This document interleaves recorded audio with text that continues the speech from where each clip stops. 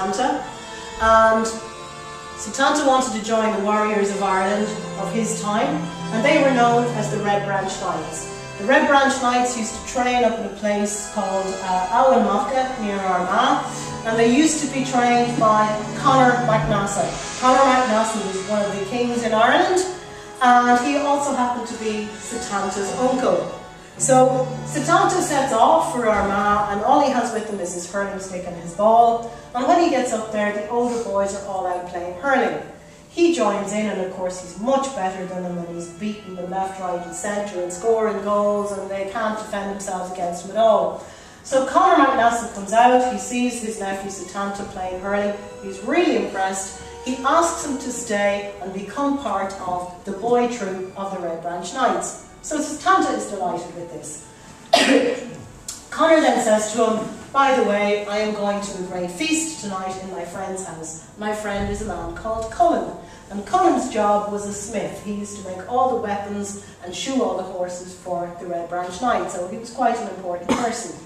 So Setanta said, I'd love to come along to the party, but I'm having so much fun playing hurling. Is it okay if I finish the game and I will come along and join you later on? So they agree to this, and Setanta stays behind playing hurling, and off goes Conor to the great feast.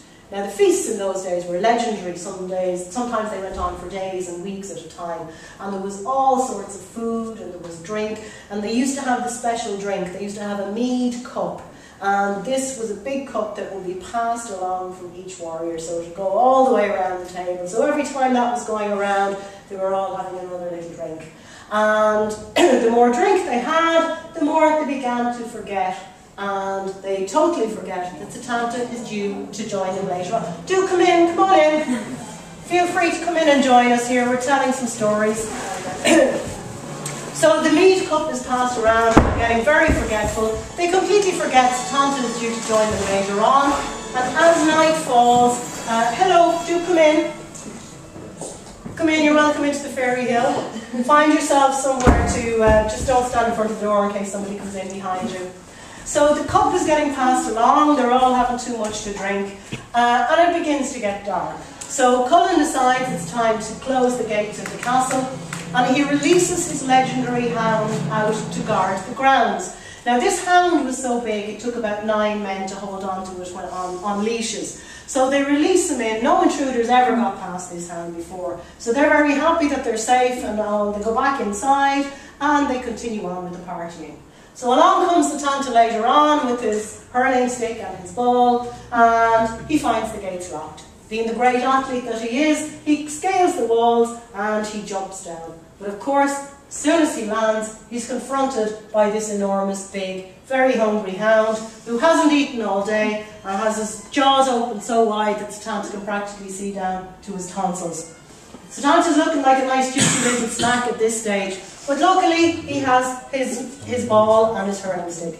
So he throws the ball up, he gives it a good big wallop, excuse me, he hits it so hard it actually goes straight into the dog's open mouth and comes straight out the back of his head, splatters the poor dog's brains all over the place.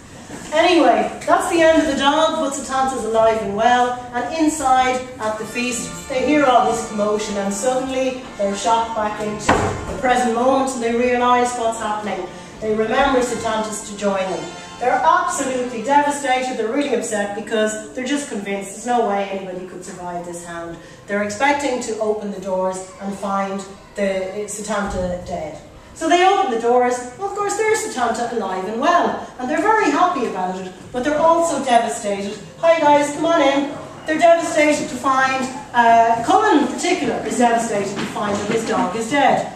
And he said, what will I do now for a hound? Who will guard my castle, my family and my home now that my faithful hound is dead? And Setanta says, well, seeing as I'm responsible for the death of your hound, I will get you a new one, but in the meantime, I will take his place and I will be your hound. So the Irish word for a hound is coo, and the man's name was Cullen, and ever after he became known as Cú Cullen. So that's the story of how Cú Cullen got his name. Hi guys, you're very welcome into our Fairy Hill. We're doing some storytelling here, so if people want to move on, you can. If people want to stay, if you've missed the beginning, you're very, very welcome. How do you spell his name? Sorry? How do you his name? Chullainn.